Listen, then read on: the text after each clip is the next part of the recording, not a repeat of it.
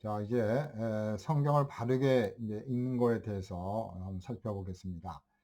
그래서 성경을 바르게 이해하는 것이 바로 기독교 고전 이해에 굉장히 중요한 하나의 어떤 기본이 되는 것이죠. 근데 문제는 어떻게 성경을 바르게 읽을 것인가? 이게 이제 중요한 거죠. 그래서 우리가 어떻게 하면 성경을 바르게 읽어야 할지에 오늘 살펴보겠습니다. 그러면 이제 본문에 이제 들어와서 전 시간에 바로 이제 이런 그 성경 해석에 관한 책들을 이렇게 소개를 해줬어요. 자, 이 시간에는 첫 번째로 이제 우리가 이제 성경을 왜 이렇게 바르게 읽어야 되는가 요기를 하겠습니다. 그래서 이제 강의 진도가 두 번째로는 성경 해석 원리, 그리고 이제 세 번째로는 이제 제가 전공을 칼빈을 했기 때문에 이제 칼빈의 성경 해석을 중심으로 해서 한번 또 설명을 드리겠습니다. 자, 그래서 이제 이렇게 계열로 보면 이런 세 가지 성경을 잘 읽으려면 이런 효과가 있어야 돼요. 아주 실제적으로 읽어야 되고 또 이렇게 효과적인 방법을 가져야 되고 또 이론적인 그런 지식이 있어야 되죠. 그다음에 이제 두 번째로는 성경 해석의 원리로는 바로 이런 성경을 성경으로 잘 이해해야 되는 거죠. 구약은 신약으로, 신약은 구약으로, 또 난해한 본문은 아주 명료한 본문으로. 그래서 이 예수님 해석 방법도 우리가 이제 예수님에 대해서 우리가 이해하려면 시편과 모세와 또 선지자들이 한 그런 것들을 가지고 예수님에 대해서 우리가 해석하고 예수님을 이해하거든요. 마찬가지로 우리가 구약에 있는 것들을 가지고 우리가 신약을 해석하게 되는 거죠. 그리고 이제 이런 에라스무스라든지 이런 종교 개혁자들이 이제 찾아낸 그런 역사적인 해석, 문법적인 그런 방법을 써서 우리가 성경을 해석을 해야 되죠. 이게 굉장히 요즘 중요한 거죠. 그 다음에 이제 성령에 의한, 성령의 조명에 의한 해석. 우리가 이런 학문적으로만 해석할 것이 아니라 우리와 함께 하신 성령님은 성경의 저자이기 때문에 성령의 도우심 속에서 우리가 성경 해석이 이루어져야 된다는 것. 또 이런 잘못된 해석은 이렇게 참 자아적인 해석이 되고 또 공동체를 파괴하는 그런 이단들이 다 이제 이런 해석으로 빠지게 되는 거죠. 자, 그러면 우리가 성경을 왜 읽어야 되는가? 성경을 왜 읽어야 되느냐? 가장 중요한 것은 기독교 고전이 기초가 되는 거죠. 그래서 바로 성경을 잘 알아야 성경 내용이 바로 이런 기독교 고전들, 이제 뭐 어거스틴의 뭐 신곡, 또 고백록, 그런 철로역정, 신라곤 이런 책에 성경의 내용이 들어있기 때문에 우리가 성경을 잘 알아야 하고 또 이해를 해야 한다는 거죠. 자, 그러면 이제 첫 번째로 우리가 이제 일반적으로 왜 우리가 성경을 읽어야 하는가? 이건 이제 하나의 이제 꼭 고전 읽기라기보다는 이제 고전 읽기는 아니지만 일반적으로 성경의 이제 중요성이죠. 성경의 중요성이죠. 성경 읽기의 중요성. 하나님의 말씀이라는 거죠. 성경은 바로 하나님의 말씀, 하나님의 입에서 나오는 모든 말씀. 우리가 그 사람이 참 떡으로 살지 않으면 죽잖아요. 그러나 예수님께서 말씀하시기는 사람이 떡으로만 살 것이 아니라 하나님의 입으로 나오는 모든 말씀으로 살 것이니라 그랬습니다. 그러니까 우리 떡을 안 먹고 밥을 안 먹으면 죽지요. 그건 이제 육체적인 죽음이죠. 그러나 예수님께서는 근원적인 하나님으로부터 인간이 생명을 창조받았고 그 창조주가 떡도 만드신 거죠. 하나님이 만드신 떡, 그걸 먹고 우리가 살도록 되어 있는 피조물이니까 떡을 먹어야 사는 거죠. 근원적으로는 하나님이 창조주, 하나님이 떡의 주인, 만물의 주인이라는 거죠. 생명의 주인이라는 거죠. 그래서 우리가 바로 성경은 하나님, 창조주 하나님의 말씀, 우리의 삶의 규범, 또 하나님의 말씀 뭐예요? 우리 영혼의 양식. 우리가 기독교 고전을 읽는 이유는 우리의 영혼을 살리기 위해서. 우리 물론 이제 영적인 의미에서 영혼의 그런 문제는 우리가 예수 그리스도를 믿어야 되는 거고 거듭나고 구원받아야 우리 영혼이 사는 거지만 일반적으로 우리의 어떻게 보면 우리의 정신의 양식, 인간이 가지고 있는 양심의 양식이라 할까 그런 면에서 영혼의 양식으로서 중요하다는 거죠. 우리에게 있어서는 뭐예요? 바로 하나님의 말씀 없이는 우리가 죽는 거죠. 생명의 말씀이죠. 성경을 먹지 않으면 죽는, 우리 영혼이 죽는 거죠. 진리의 음식이라는 거죠.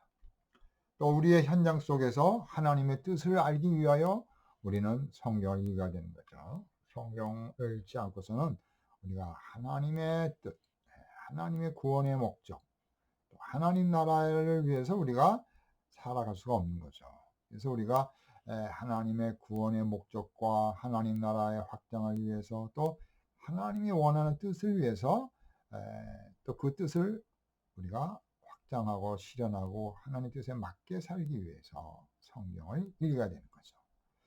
그 다음에 이제 지금 이제 코로나 브루 팬데믹으로 인해서 많은 사람들이 지금 아주 그냥 어렵고 힘들어해요. 불우가 됐어요. 우울해요. 또 다니던 회사를 그만뒀죠. 또 회사를 경영하고 있는데 너무 어려운 거예요. 파탄 얼마나 마음이 아프겠어요. 그럴 때 하나님의 말씀으로 위로를 얻을 수 있는 지혜를 얻을 수 있는 이 하나님 말씀 속에서 소망과 위로를 바라볼 수 있는 바로 하나님의 말씀 성경이라는 거죠. 그 다음에 이제 이게 중요하죠. 마지막으로 하나님을 바르게 하는 것.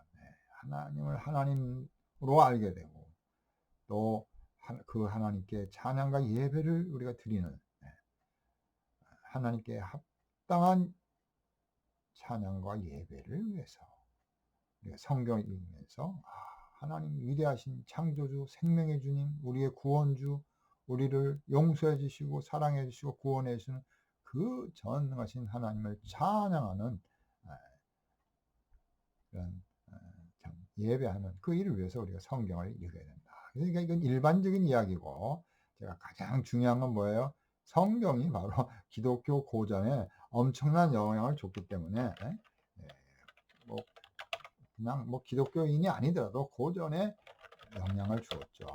줬기에 우리가 성경을 읽어야 되는 거죠. 성경을 읽으면 이런 유익이 되게 생기는 거죠. 자, 그러면 이제 가장 중요한 게 how to read, 어떻게 성경을 우리가 읽어야 할 것인가. 이게 이제 중요한 겁니다. 성경을 어떻게 읽을 것인가. 누구나 성경을 읽을 수가 있죠. 그냥 읽고 성경에 대해서 자기 나름대로 해석하고 이해할 수 있어요. 그래서 교주가 나오고 이단이 나오고 자의적 해석을 막 하는 거죠. 그러나 좀 더 객관적이고 또 우리 기독교 공동체 안에서 인정받고 또 하나님의 말씀에 근거해서 성경을 또 읽어야 되죠. 자, 우리가 이제 이제 제가 여기서 이제 퍼온 겁니다.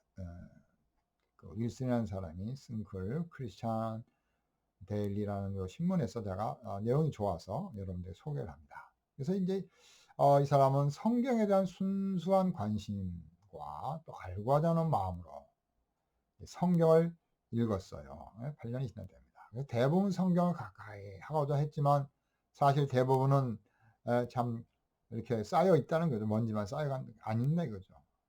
그래서 뭐 크리스마스 때나 부활절이나 필요할 때만 읽는다는 거죠. 그래서 이분이 어떻게 성경을 재미있게 효과적으로 잘 읽을까에 대해서 생각해 본 거예요. 그래서 이런 말을 하는 겁니다. 내 삶에서 성경이 단순히 책 이상의 책이다. 내 인생의 모든 물음에 해답을 주는 책은 바로 성경밖에 없다. 자기가 가지고 있는 질문에 대해서 답은 성경이라는 거죠. 성경을 읽으면 읽을수록 현재의 삶에 하나님의 필요를 하나님의 말씀의 필요를 더 느끼게 된다는 거죠. 그래서 이제 이 9가지 이 습관을 제시했어요. 자, 이게 성경을 잘 읽는 아주 도움이 되는 이 9가지 한번 살펴보겠습니다. 첫 번째, 이제 메모를 하라는 거죠. 메모. 그래서 이제 뭐 저도 늘 이렇게 뭐 전화가 온다든지 필요할 때 메모를 해요. 또 물론 핸드폰으로 우리가 메모를 할 수가 있죠. 메모. 그래서 이제 인간의 기억력에 한계가 있기 때문에 이제 대부분 성공한 사람들은 이런 메모를 갖고 다니면서 여행 가서도 이렇게 메모도 하고 누구랑 만났는데 좋은 이야기들을 메모도 하고 이렇게 메모하는 습관 배우려는 거죠. 기억하는 거죠. 그래서 우리가 보통 3차례 이상 반복해야 기억을 할 수 있다는 겁니다. 그러나 적거나 메모를 해 놓으면 이제 우리 기억을 도와주는 거죠. 그죠? 그래서 우리가 읽고 생각하고 좋았던 것, 이 성경 읽었는데, 야, 이거 너무 좋구나. 그래서 그걸 이제 기록을 해 놓는 거죠. 그래서 그걸 다음에 또 읽고 묵상하고 더 깊이 있게 또 성경을 이해할 수 있는, 자기가 메모해 놓은 그 깨닫게 된 내용에 더 근거해서 더 성경 깊이 있게 더 하나님을 알아가는 하나의 기초석이 메모라는 거죠. 두 번째로는 질문을 많이 하라는 거예요. 어렸을 때는 아이들이 그러잖아요. 자꾸 모르니까 물어봐요. 그러면 자기 아빠나 엄마나 다 박사죠, 박사. 뭐 애들이 물어보니까 척척척 다 답하잖아요. 그죠? 애들이 물어보면 답 다 할 수가 있잖아요. 웬만한 건요. 애들이 배우려고 질문을 많이 합니다. 하나님 앞에서. 우리도 어린아이죠. 우리가 하나님의 말씀에서 답을 찾아야 되니까 우리의 문제의식을 가지고 우리가 하나님의 말씀에 질문을 던지는 거죠. 좀 어떻게 보면 그게 이제 그걸 우리가 이제 어떤 그러니까 선의식이라고 합니다. 그러니까 불투만식으로 얘기하면 그런 어떤 그런 자기의 전제, 선전제, 어떤 전제를 가지고 질문을 던지는 거죠. 그래서 자기가 성경을 통해서 실존주의적인 그런 것들을 깨닫게 되는 그게 이제 불투만의 실존주의적 해석인데요. 자, 이 윌슨은 그래서 이렇게 자꾸 권면을 하는 거예요. 질문을 많이 해보라. 성경에서 물어보라는 거죠. 그러니까 성경에서 물어본다는 것은 성경이 어떻게 말하고 있는가를 알아보는 거죠. 성경이 이렇게 가만히 있는데 내가 성경에 대해서 성경이 하나님은 삼위 하나님으로 계신다 이렇게 말하는 게 아니잖아요. 성경에서 읽어보면 창세기 태초에 하나님 천지를 창조하셨습니다. 하나님은 태초에 천지를 창조하신 분이네 이렇게 아는 거죠. 그래서 읽어야 또 답을 얻게 되는 거죠. 그래서 이제 그런 문제의식을 가지고 하나님 누구실까? 하나님 사랑이실까? 하나님이 심판이신가? 그런 질문을 가지고 성경을 읽는 거죠. 그래서 세 번째로는 학습자의 마음으로 배워라. 학생의 마음으로 배워야 돼요. 공부도 마찬가지잖아요. 교수님이 최고다. 예를 들어서 저를 말한 게 아닙니다. 우리 교수님이 세계에서 최고다. 노벨상 받은 사람이 세계에서 최고다. 그러면 정신이 바짝 들어가지고 아인슈타인이 얘기한다면 귀가 번쩍 정신이 번쩍해서 그 아인슈타인의 뭐 특수 상대성 원리, 일반 상대성 원리 그걸 이해하려고 마음을 갖지 않겠어요? 그런 자세, 뭔가 배우려는 자세를 가져야 된다는 거예요. 바로 이 하나님의 말씀은 하나님의 말씀이니까 성경 하나님의 말씀이니까 하나님이 말씀하고 계신다 라고 우리가 받아들이면서 겸손한 겸비한 자세로서 우리가 성경을 읽어야죠. 학습자의 마음으로 성경을 대하라는 거죠. 이제 네 번째로는 자기의 그런 자기가 늘 생각하는 그런 고정관념, 또 자기의 어떤 고집스러운 그런 견해 이런 것들은 이제 버리는 게 좋죠. 왜냐하면 성경은 우리 인간의 이해를 넘어가는 거거든요. 예를 들어서 이런 거 있잖아요. 창세기 22장에 보면 하나님이 이제 99세 아들을 줘서 100세에 이제 아들을 갖게 되잖아요. 이삭을. 근데 이삭이 좀 컸어요. 청소년이 됐어요. 10살에서 한 20살 사이 그 정도 나이가 됐는데 갑자기 하나님이 아브라함아 너의 사랑하는 독자 이삭을 내가 말한 모리아 산에 가서 번제로 드려라. 제사 져서 죽이라는 거예요. 그러면 이게 뭐예요? 인간의 고정관념은 야 이거 말이 안 된다. 예? 그래서 예를 들어서 이런 칸트 같은 사람은 예? 칸트는 그 창세기 22장 그 아브라함이 모리아 산에서 예? 그 이삭을 번제하는 이거에 대해서 윤리적으로 틀렸다. 윤리적으로 노. 해서 이 사람이 이제 문제를 걸고 여호와 하나님을 거부하게 되는 것을 우리가 알 수가 있습니다. 자, 이렇게 인간의 이성으로 이성적으로 윤리적으로는 어떻게 사람을 죽이지? 아들을 죽이려고 하나? 그러나 여기에 도전장을 내고 해설해 준 사람이 누구예요? 그 사람이 바로 키에르 케고르예요. 이 키에르 케고르는 틀렸다는 거예요. 그거는 인간의 이성의 한계를 넘어서 하나님께서 믿음으로 반응하라는 거죠. 그러니까 이제 죽이려고 하는데 하나님이 죽이겠어요. 스탑. 마음을 받는 거죠. 이미 죽이려고 하는 마음으로는 이미 죽인 거죠. 그러나 하나님의 말씀이면 내가 무조건 따른다는 것. 비록 내 이성으로는 이해할 수 없지만 하나님의 무슨 뜻이 있겠지? 창조주 하나님, 생명의 하나님은 뭔가 하실 수 있겠지? 하면서 그걸 믿는 거예요. 순간 어떻게 됐어요? 저기 보니까 나무에 양이 벌써 하나님이 예비해 놓은 거죠. 아브라함이 벌써 올라오고 산에 올라오고 이제 번제를 하기도 전에 이미 하나님 저쪽에 숨겨놨어요. 양을. 다 마음을 아시기 때문에. 그래서 죽이려는 순간 손을 거두어라. 내가 너 마음을 알겠다. 이제 내가 나를 믿는 줄 알겠구나. 하나님만을 믿는 줄 알겠구나. 내가 내가 말하는 모든 것은 다 따르는 줄을 내가 이제는 알았구나. 하나님 모르러서 글 말씀은 아니죠. 하나님은 아브라함이 이미 순종하는 걸 다 알았지만 아브라함에게 알려주기 위해서 너는 나를 이렇게 사랑하고 아들까지 죽이는구나. 그걸 하나님이 확인해주고 증명해주는 거죠. 그래서 그 양을 잡았죠. 그 양이 뭐예요? 여호와 이레죠. 여호와 이레. 여호와 하나님이 미리 예배하신다는 거예요. 그러니까 여호와 이레. 하나님은 미리 다 준비하는. 그러니까 뭐예요? 인간의 이성의 한계를 넘어서 역사하시는 거죠. 그러니까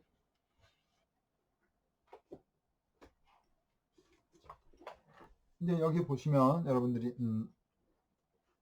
이제 또 이제 좀 믿음에 관한 얘기를 하면서 이 책이 이제 소위 말해서 임마누엘 칸트의 종교 그리고 이성 한계 안에 있는 종교라는 책이에요. 종교라는 것은 이성의 한계 안에 within the limits of reason alone. 그러니까 오직 종교는 오직 믿음의 한계 안에 있을 때 종교가 역할하는 거지 이성의 한계를 넘어가서는 안 된다는 거예요. 칸트의 이성주의, 계몽주의의 대표적인 그런 주장이잖아요. 그러니까 우리 성경과 하나님의 말씀을 인간의 이성의 한계 안에다가 칸트가 묶어놓은 거예요. 성경을 이성의 한계. 그러나 키에르케고르는 이것이냐 저것이냐 죽고자 하면 산다는 거예요. 하나님께 모든 걸 던지라는 거예요. 믿음의 그 뭐예요? 믿음의 도약 그런 말을 써요. Leap of faith. 그래서 그 믿음 이걸 이제 영어로 쓰면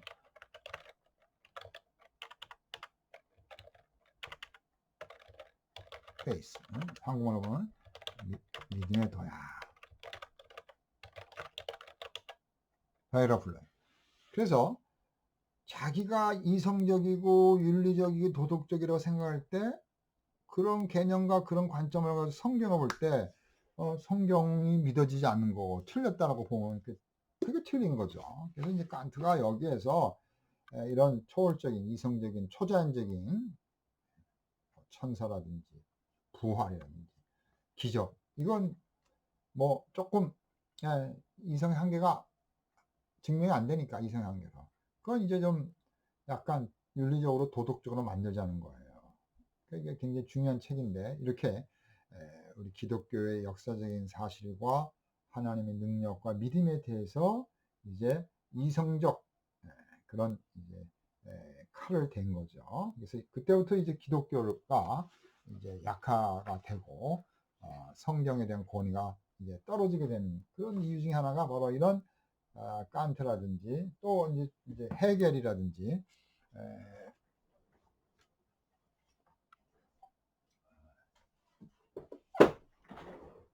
여기 보면 헤겔의 이제 종교 철학이 있는데 이제 헤겔 같은 이런 사람들에 의해서 이제 아주 이제 주도적으로 그런 초월적인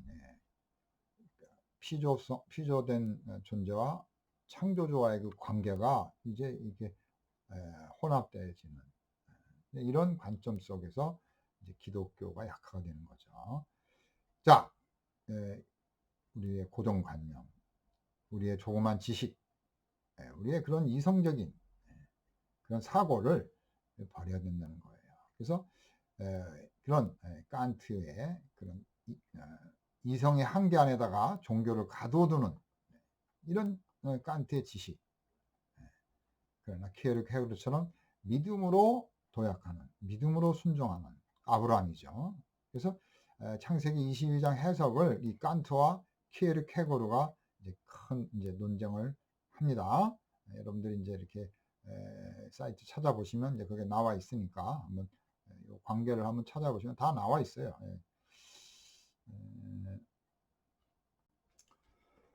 제가 이제 주석책을 하나 갖고 왔습니다. 주석책. 이 책이 이제 그 유명한 독일의 그 주석학자, 그래서 그 크라우스 베스터만이라는 사람인데요.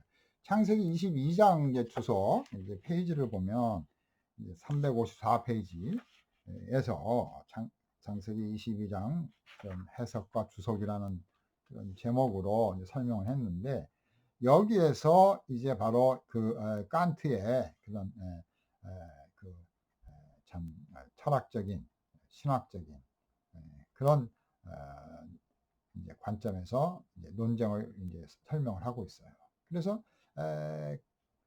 자기로서는 이제 이 하나님에 대한 것들을 받아들일 수 없겠다는 거예요. 거기에 비해서 이제 키에르케고르는 Fear and Trembling, 두려움과 떨림이라는 책 160페이지에서 바로 그런 계몽주의적인 그런 이성적인 거죠. 그런 관점으로 칸트가 본다는 거예요. 그러지 말고 그런 율법적인 도덕적인 그런 하나님이 아니라는 거예요. 하나님은 믿음으로 받아들여야 하는 그 하나님에 대해서 설명을 하고 있습니다. 그래서 이렇게 보시면 있죠. 자, 시간상 여러분들이 지금 학부4 여러분들 지금 다 이제 대학 좀 2, 3 학부니까 조금 이제 이런 거에 대해서 좀 어려움을 가질 수가 있지만 한번 설명해 드렸습니다. 그래서 이제 제가 말하는 것은 여기서 그거죠. 어떤 이성의 한계에 대해서 이제 말씀을 드린 거예요. 지식의 한계. 자, 이제 5번째로 뭐가 나오냐면 이게 윌슨이라는 사람은 시각화를 해보라는 거예요. 시각화. 사실 이제 우리가 성경 이해할 때 뭐 만화 같은 거 있잖아요. 이런 거 보면 또 예를 들어서 뭐 팔레스타인 지도가 나오면은 이제 지도 같은 거 이제 그런 큰 맵이 있어요. 그래서 이제 예를 들어 뭐 있지만 뭐 이런 지도 굉장히 크잖아요.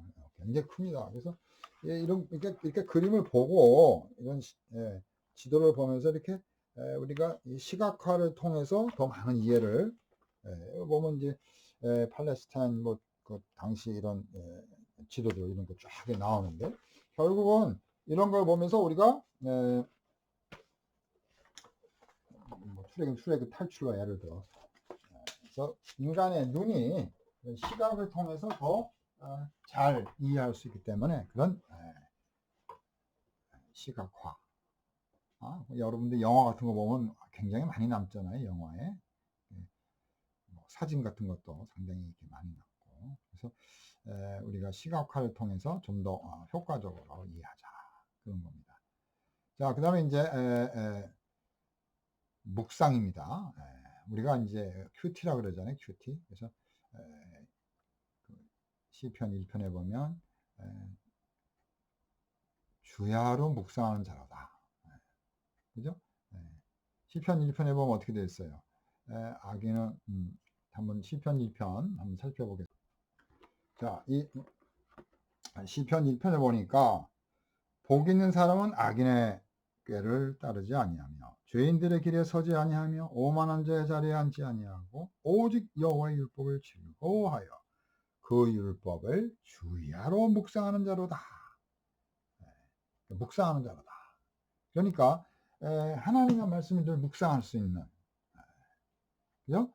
하나님 말씀을 묵상해야 다른 잡념이 안 내고 나쁜 생각이 안 들어요. 그래서 우리가 나쁜 생각을 하나님의 말씀으로 다 몰아내야 돼. 우리의 생각과 구조와 이런 것들 말씀으로 되새김하고 그 의미를 파악하고 우리 말씀을 우리의 영혼에 잡아 놓아야 됩니다. 그래서 묵상하라. 그 다음에 이제 7번째, 이제 아까도 말씀드린 주석책. 그래서 이제 여러분들도 도서관에 가면 주석이 있으니까 이런 이제 주석을 통해서 성경을 잘 이해하라는 거예요. 엉뚱하게 자기가 이해하고 이게 맞다 이러면 안 되거든요. 어떤 건 전문 학자들도 의견의 일치가 안 되는 그런 게 있거든요. 그러니까 여러분들이 좀 더 그런 주석을 좀 보고, 또 요즘 인터넷으로 그런 주석들도 잘 나와 있어요. 인터넷 보면은. 그러니까 이제 그런 것들을 통해서 여러분들이 이해할 수 있는, 예를 들면 이거 있죠? 그 크리스찬 허브인가요? 이런 데 찾아가면 상당히 잘 돼 있어요. 우리 한국도 잘 돼 있지만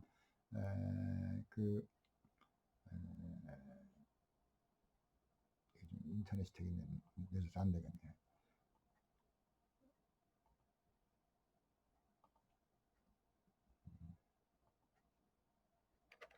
바이블 허브 요 회사 바이블 허브 이런 회사는 참 아주 굉장히 잘 돼 있어요. 그래서 뭐 이렇게 우리가 영어로 돼 있고, 또 여기 보면 이제 헬라어로 돼 있고, 또 이제 히브리어도 돼 있고, 예를 들어서 이렇게 하면은 어떻게 되겠어요? 창세기 1장 2절 히브리어 나오죠? 베레시트 바라 엘로힘, 하나님께서 천지를 창조하실 때 이런 단어에 대한 설명, 시작, 전치사 배가 있으니까 시작이죠. 바라는 뭐예요? 창조하다. 그래서 이제 이걸 또 누르면 여기에 대한 또 설명이 또 사전적으로 잘 돼 있어요. 그죠? 바라에 대한 이런 의미들, 용도들이 나와 있고, 그리고 또 여기 보면 이제 이런 그 주석들이 나와 있습니다. 예를 들면 이제 여기 보시면 여기에 대한 이런 그 관련 성구들이 있고, 이제 여기에 보면 커멘터리라고 있죠. 여기 커멘터리가 있는데, 이 커멘터리를 누르면 이제 뭐 바한스 커멘터리, 뭐 칼빈 커멘터리, 그 유명한 칼빈, 제가 전공을 칼빈하고 칼빈 주석을 많이 이제 보았습니다. 칼빈의 그런 주석, 이게 굉장히 큰 건데 여기에 다 이렇게 넣어 있는 거예요. 그래서 여기 이제 이렇게 보면 설명 있죠? 칼빈 주석. 자, 여기 이제 설명이 되어 있어요. 처음에 시작, 태초에. 이거를 이제 이 시작이란 말이 뭐냐? 특별히 이제 칼빈은 그리스도와 관련해서 시작이란 것을 이제 설명하기 위해서 이제 이 모세의 그런 의도를 파악한다고 되어 있죠. 또 이거 물론 이제 한국말로도 되어 있습니다. 요즘은 급하면 여러분들이 뭐 단어도 좀 생각나고, 요게 이제 이렇게 복사를 해가지고 이게 이제 구글 같은 데나 뭐 중국말로도 마찬가지예요. 그게 이제 번역기가 있으니까 번역기로 이렇게 돌리면 돼요. 이렇게 해서 뭐 저도 뭐 영어를 그렇게 아주 잘하는 사람이 아니기 때문에 이걸 갖다가 이제 하면 태초에 이렇게 설명이 되어 있는데, 이게 이제 결국 한 60%, 잘 돼야 한 80% 정도, 쉬운 문장은 80%까지 비슷하지만 한 50%, 60%밖에 의미가 안 맞습니다. 그래서 그러나 급할 때는 빨리 보면 대충 이제 알 수가 있으니까 도움이 됩니다. 자, 이렇게 이제 이런 사이트를 제가 소개를 해줬어요. 주석을 봐라. 그죠? 주석. 인터넷 주석도 많이 잘 돼 있다. 자, 8번째. 또 어려운 거, 참 이해하기 힘든 것이 있어요. 이럴 때는 어떻게 해야 됩니까? 좀 더 시간을 가지고 또 고민해보고, 또 다른 사람들한테 또 물어보고, 또 이런 중요한 단어들, 이런 것도 보고, 더 여러 가지 것들을 참고해서 알아보라는 거죠. 그 다음에 이제 9번째 마지막은 뭐예요? 토론도 해보고 다른 사람도 대화를 해보라는 겁니다. 그래서 이렇게 해서 성경을 이제 효과적으로 좀 더 아주 실제적으로, 메모하는 거 실제적이잖아요. 그래서 실제적으로 잘 이해할 수 있는 것을 말씀드렸습니다. 자, 그러면 이제 여기 조금만 더 하고 마치려고 하는데, 이제 그러면 여기를 봤더니 또 이제 성경을 잘 이해할 수 있도록 도와주는 게 있어요. 그래서 이런 관점, 이렇게 아주 그런 효율성 있는 이런 관점, 효과적인 관점을 갖는데, 자, 한번 살펴보겠습니다. 아주 이런 관점을 갖게 되면 아주 효과적이라는 거예요. 첫 번째로는 성경을 잘 이해하기 위해서 뭐예요? 원 독자가 누군지 알아야 된다. 고린도다. 고린도 사람들이 잘 살고 그냥 방탕하고, 에베소다.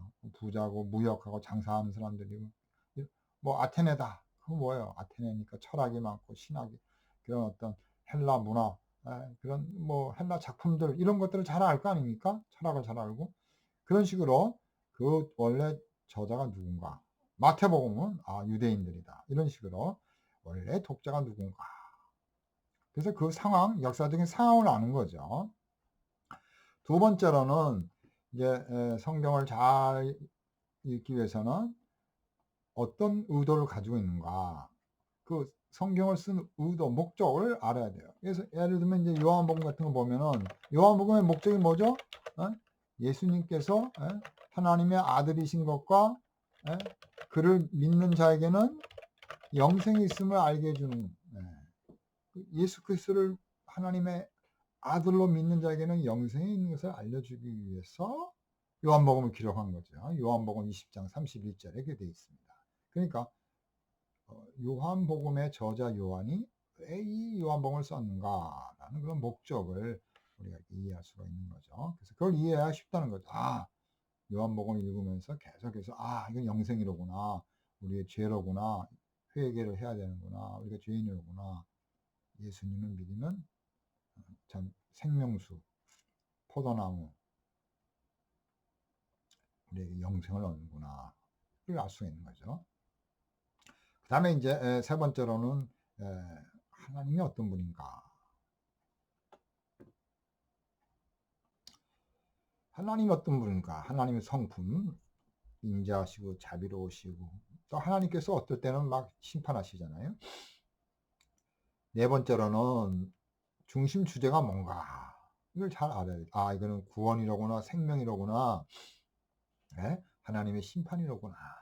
그래서 그런 단어들, 또 반복적인 단어들, 또 그런 표현들, 이런 것들을 가지고 그 책의 중심 주제를 아는 거죠.